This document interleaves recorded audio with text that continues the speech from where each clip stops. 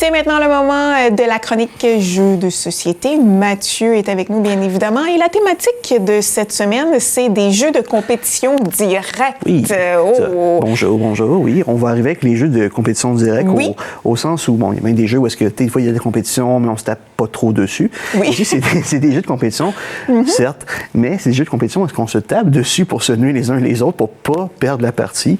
Donc, avis aux mauvais perdants, ces jeux ne sont peut-être pas dédiés pour vous. Ou du moins, pour travailler. Exactement. Oui, c'est des jeux thérapeutiques pour les mauvais perdants. C'est important de s'améliorer. Voilà. Pas sûr que c'est la meilleure solution, mais écoute, on va commencer avec Exploding Kittens. La présentation tombe un peu, on fait attention. Dans le fond, c'est un jeu où est-ce que c'est du dernier survivant, je m'explique. C'est que nous aurons une pile de cartes dans laquelle il faudra piger des cartes au fur et à mesure dans le jeu. Mais si on tombe sur un Exploding Kitten, bien en fait, on a perdu la partie. Oh, comme ça. Oui, comme ça. Exactement. Okay. Parce que si, mettons, c'est ton tour, tu piges une carte, puis si tu as Exploding Kitten, puis tu peux rien faire, ben là, tu as perdu. Mais là, l'affaire, c'est qu'on va au dernier jusqu'au dernier survivant au fur et à mesure. Parce que si on est les autres continuent, toi, tu n'es juste plus là. Exactement. Jusqu'à la dernière personne. Et le but, c'est de cumuler plus de cartes? Ah, pas du tout. C'est vraiment juste d'être le dernier survivant, simplement. Ah, OK, parce que dans le fond, là, il n'y a pas de... C'est simple, là. C'est simple, mais c'est là qu'on va arriver avec un petit peu plus de complexité. C'est que, dans le fond, nous avons... il me semblait bien qu'il va y avoir quelque chose. On va avoir des cartes qui pourront nous aider. Parce que mettons, hey, je peux jouer une carte qui passe mon tour. Fait que ça veut dire que je termine mon tour sans piger. Fait que à ce moment-là, je peux pas exploser. Mais tu peux avoir des cartes qui vont forcer le joueur suivant à, mettons, piger plus de cartes dans son propre tour. Fait que là, à ce moment-là, plus tu piges de cartes, plus tu as de chances d'exploser. Tu as des cartes, des fois, c'est comme, OK, je peux voir le top 3, je sais qu'est-ce qui s'en vient. Là, des fois, quelqu'un va dire, hey, je joue la carte, je veux passer mon tour. Non, je t'en empêche. Fait que tu es obligé de jouer ton tour, tu sais. OK. Fait que c'est ce qu'on fait tout du long, c'est on essaie de survivre tout en se tirant dans les pattes pour essayer de faire perdre l'adversaire. Voilà. Et ça, c'est avec les cartes que tu as cumulées au début. Exactement. On n'en donne pas à personne. On en donne un petit peu des cartes, justement. Parce que oui, c'est vrai qu'il y a une carte très importante que beaucoup des gens aiment. Tu as le kit de désamorçage, qui est la carte verte. Si ça, par exemple, je pigeais un Exploding Kitten et j'ai mon kit de désamorçage... Tu peux l'utiliser. Oui, je peux l'utiliser, me débarrasser. En fait, je me débarrasse de ma carte. Je prends l'Exploding Kitten, je le mets où je le veux dans la pile, puis là, je passe le tour au suivant. Ah, voilà. C'est le principe. Quand même. Donc oui, c'est un jeu, comme on disait ça, de compétition directe où en fait, on se tape dessus pour essayer de faire perdre l'adversaire. Exactement. On explose. Exactement. C'est Exploding Kitten. C'est le cas de le dire. Voilà. Et c'est à partir quand même de 7 ans. Donc super, on peut jouer avec les enfants. Oui, exactement. Moi, je trouve que c'est super accessible, c'est simple et efficace, puis c'est très comique comme jeu. T'sais. Oui, exactement. Là, on va y aller avec Dead Lies. Dead Lies, lui, dans le fond, jeu de cartes lui aussi, comme le jeu précédent. Dans le fond, ça va être un 8 ans et plus, donc très accessible encore une fois. Parfait. Ça va être un jeu qui est basé sur les 7 péchés capitaux. Oh! Puis dans le fond, le but du jeu, c'est de ne plus avoir de cartes à 3 reprises pour gagner. Fait que quand on commence tous avec 6 cartes qu'on va avoir. Parfait. Et on va avoir en fait des cartes en main puis une pile au centre de la table. Là, dans le fond, c'est que nous allons jouer des cartes qui ont des effets par rapport aux 7 péchés capitaux. Okay. Parce que ce qui est super drôle, c'est qu'en fait, moins tu as de cartes, plus tu te rapproches de la victoire, mais tu veux essayer de nuire à ton adversaire pour l'empêcher lui-même de ne plus avoir de cartes. Donc là, je vais arriver, je vais dire, OK, man, je te donne la carte, je te désigne toi en tant qu'adversaire, puis je te force à piger 2 cartes avec la carte colère.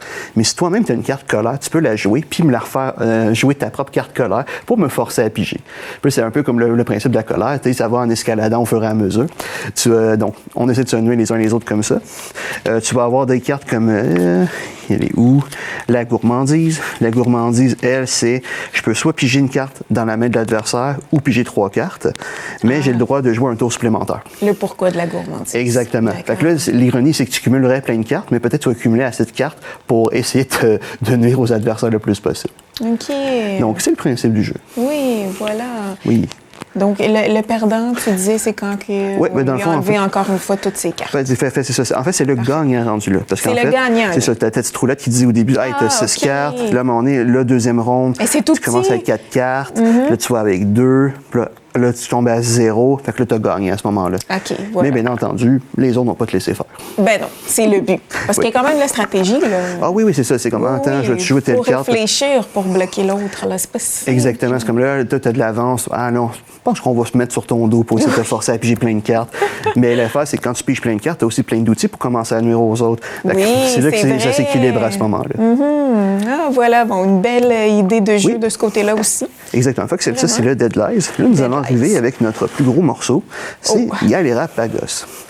Donc, bon, je pense que le titre dit bien qu'est-ce qui va arriver. On va être en galère.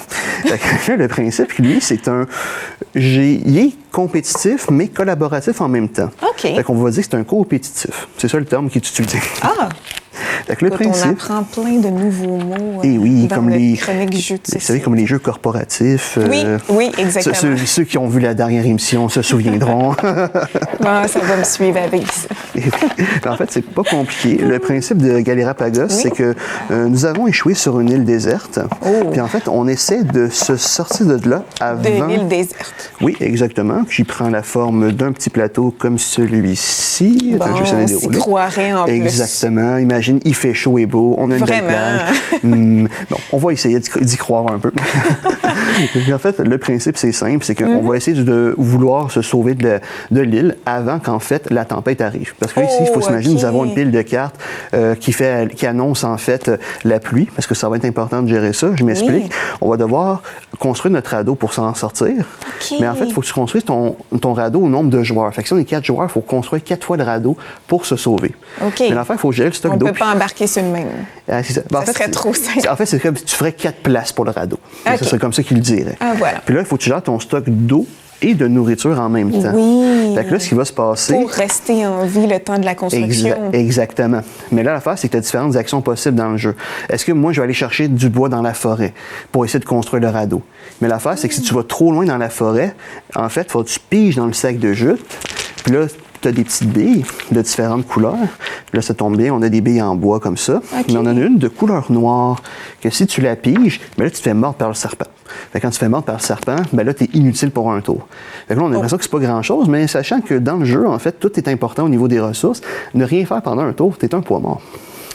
Okay. Puis là, grosso modo, c'est ça. Tu peux... Surveille tes arrières. Exactement. Parce que là, en plus, il faut aller chercher de l'eau et de la nourriture. Fait que là, les cartes de pluie vont te dire, ben là, ce tour-ci, on peut récolter tant de quantité d'eau. Si tu vas aller faire de la pêche. Tes cartes sont où, Mathieu? Les cartes, oui, tu as bien raison. On va avoir des cartes comme celle-ci. Voilà. Okay. Ça, c'est les cartes de pluie, justement. Comme ben là, on peut récolter 2 unités d'eau ce tour-ci. Mais le tour suivant, c'est un peu comme ça qu'on peut se nourrir. Exactement. Mais des fois, tu n'es pas chanceux parce que des fois, tu vas avoir des cartes qui vont t'indiquer un beau. Ça se peut que le souper soit pas très nourrissant, c'est exactement.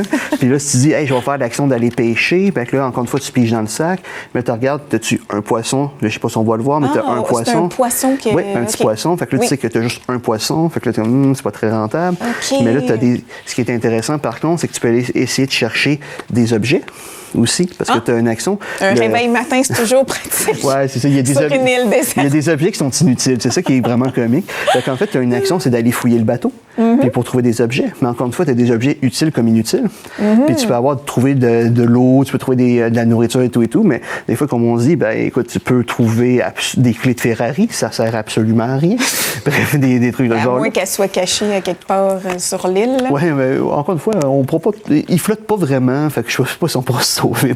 Oui, exactement. Mais aussi, en fait, c'était plus pour se promener sur l'île, Mathieu. Exactement, tu as raison. Puis là, sinon aussi, tu peux trouver des armes à feu. Et ça, c'est peut-être pas une bonne idée. Mais là, ça devient important. Pourquoi je parle de tout ça? C'est que qu'est-ce qui va se passer? C'est qu'une fois qu'on a fait un tour de jeu, on va déduire les quantités d'eau et de nourriture en fonction du nombre de joueurs. Okay. Alors, prenons notre exemple de 4. Si on était, je sais pas, nous étions à 10, bien là, on va descendre à 6. Bon, pas de problème. Mettons avec l'eau. Mais là, avec la nourriture, on était à 3. Fait que là, on tombe à 0. Fait que là, ce qui se passe, c'est que là, on a quelqu'un de trop. Fait que là, à ce moment-là, il y a différentes possibilités. Est-ce qu'on se la joue amicale puis qu'on dépense des cartes pour les autres joueurs, comme dépenser de la nourriture pour essayer de les aider? Okay. Ou on joue de la manière égoïste pour se protéger soi-même? Okay. Ou on peut, en fait, aussi s'abattre les uns les autres. Je m'explique. Ce qui va se passer, c'est que là, si on doit éliminer une personne, on passe au vote.